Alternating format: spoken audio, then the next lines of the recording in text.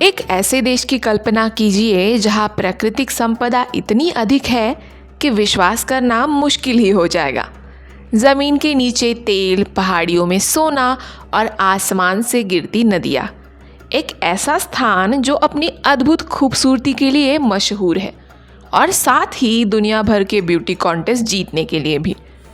और फिर भी हैरानी की बात है कि ये देश एक इतनी गहरी सामाजिक और आर्थिक गिरावट से गुजरा है कि इसकी मुद्रा कभी कभी उस कागज़ से भी कम कीमती हो गई थी जिस पर ये छपती थी।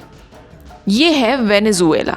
डिस्कवरी डेस्टिनेशंस की इस वीडियो में हम आपको ले चलेंगे एक ऐसे देश की यात्रा पर जो चरम, अजीब और बेहद दिलचस्प है। हम यहाँ की अद्भुत जगहों, लोगों और विरोधाभासों से मिलेंगे। हम सुनेंगे एक रोमांच खोज की कहानी जिसने दुनिया को सबसे ऊंचा झरना दिखाया, और हम एक दर्दनाक सच्चाई से भी रूबरू होंगे कि बहुतायत होने का मतलब सभी के लिए समृद्धि नहीं होता। तो चलिए शुरू करते हैं। वेनेजुएला दक्षिण अमेरिका के शीर्ष पर बसा हुआ है।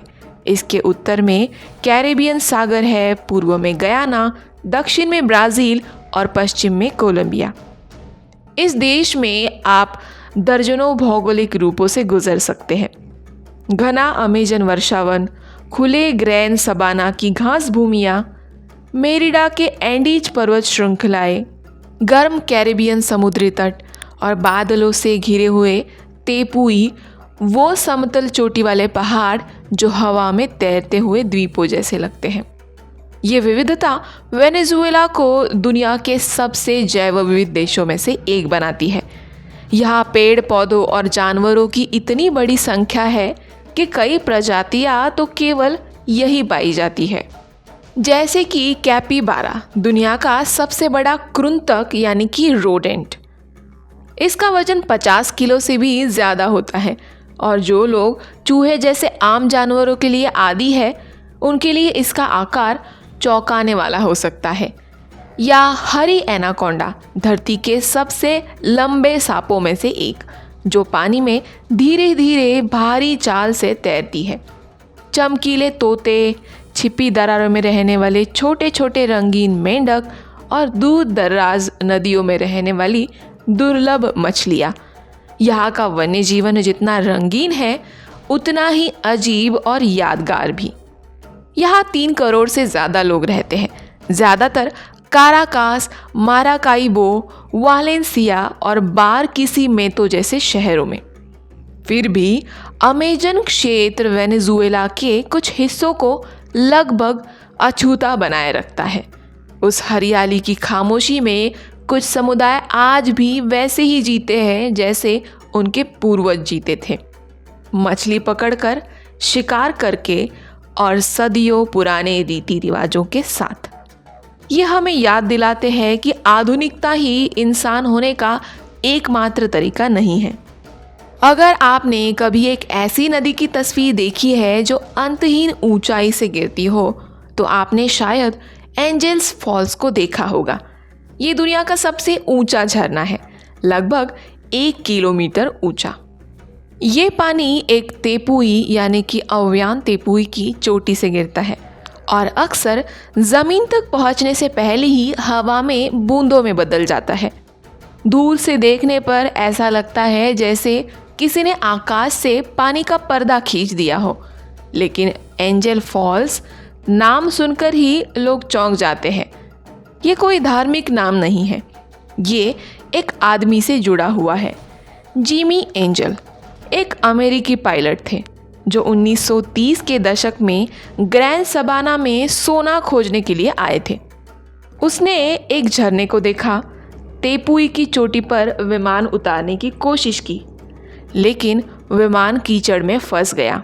11 दिनों तक वो, उसकी पत्नी और 2 साथी उसी चोटी पर फंसे रहे, एक ऐसी जगह पर जो सच में एक भूला हुआ संसार लगती है। आखिरकार वे नीचे उतरने में कामयाब हुए और इस झरने की खबर दुनिया भर में फैल गई। दुनिया ने उस झरने को सराहा जो पहले से ही स्थानीय पेमोन लोगों के लिए पवित्र था। वे इसे कहते हैं केरे पाकुपाई मेरू, जिसका अर्थ है सबसे गहरे स्थान से छलांग। जिमी एंजल को सोना तो नहीं मिला, लेकिन उसे कुछ और मिला, एक ऐसा अजूबा जिसे देखकर पूरी दुनिया दंग रह गई। वेनेजुएला की असली कहानी आज की नहीं है, ज़मीन के नीचे छिपी हुई है। ये देश दुनिया में सबसे ज़्यादा तेल रखने वाला देश है। 20वीं सदी में जब यहाँ तेल के कुएं निकले तो सब कुछ बदल गया।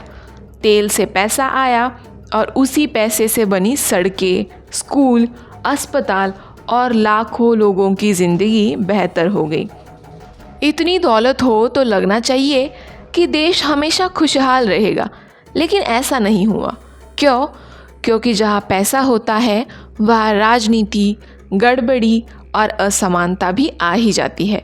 और इसी का नतीजा निकला एक ऐसा देश जो बेहद अमीर है, लेकिन वहाँ के लोग बहुत ही दुखी है। तेल ने देश को माला माल कर दिया। कई सालों तक लोग अच्छे से जी रहे थे, सरकारी सुविधाएं मिली हुई थी, पढ़ाई, नौकरी, इलाज, सब कुछ आसान था। लेकिन फिर राजनीति ने रंग बदल दिया। सरकार ने इंडस्ट्री अपने हाथ में ले ली, ढेरों नियम बना दिए और ज़रूरत से ज़्यादा पैसा छापना शुरू कर दिया। सरकार ने सोचा कि कीमतें कम रखने से चीज़ें सस्ती होंगी, लेकिन हुआ उल्टा, सामान की कमी होने लगी। पैसे तो बहुत थे, लेकिन बाज़ार में चीज़ें नहीं थी, और यही से शुरू हुई हाइपर इन्फ्लेशन, यानी कि महंगाई की सुनामी।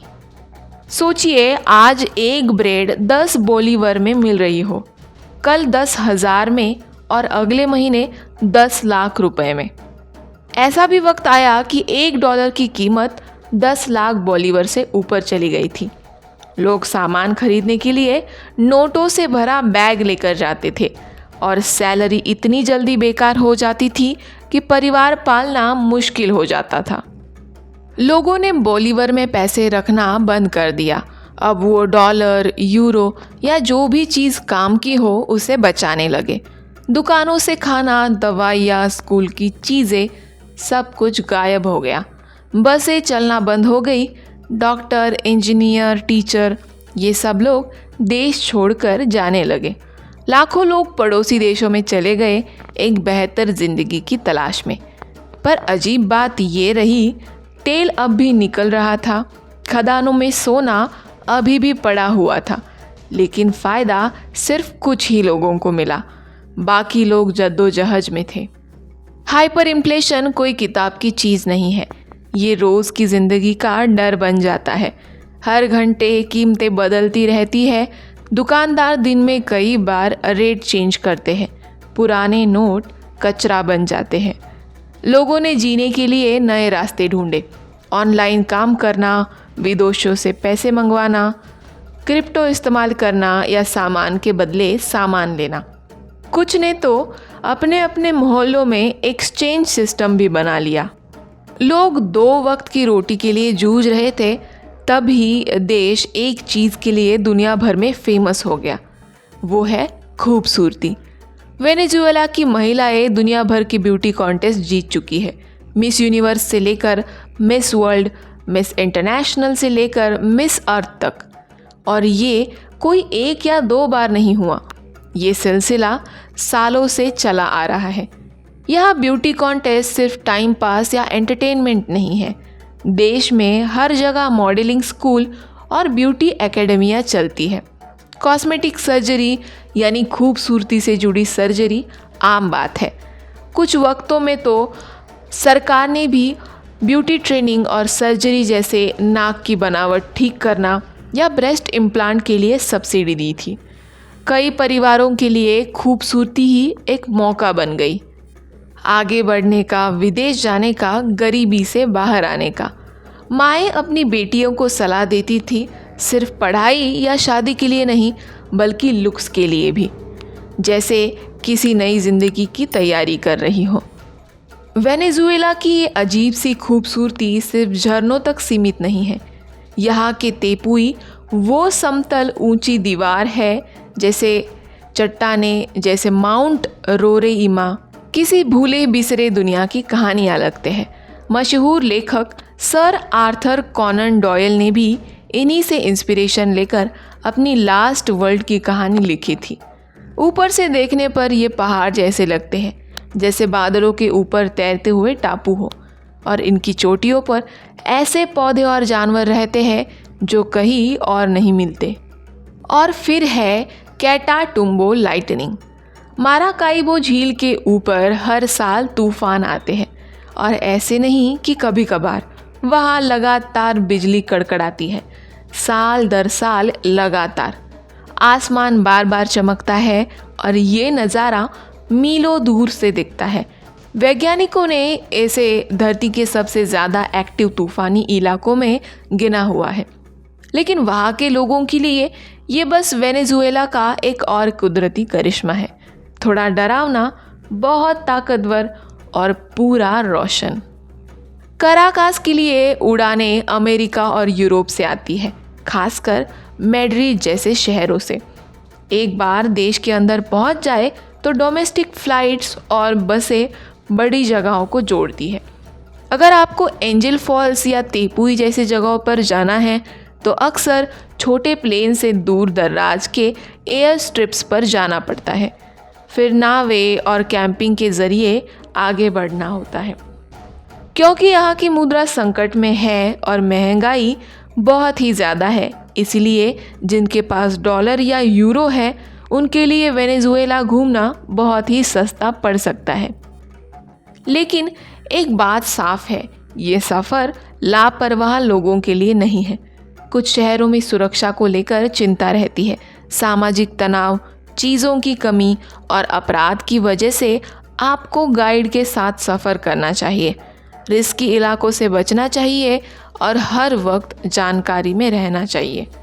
संकट के बावजूद वेनेजुएला के लोग गजब की जीजी विशा दिखाते हैं। हर मुसीबत में कोई भी रास्ता निकाल लेते हैं।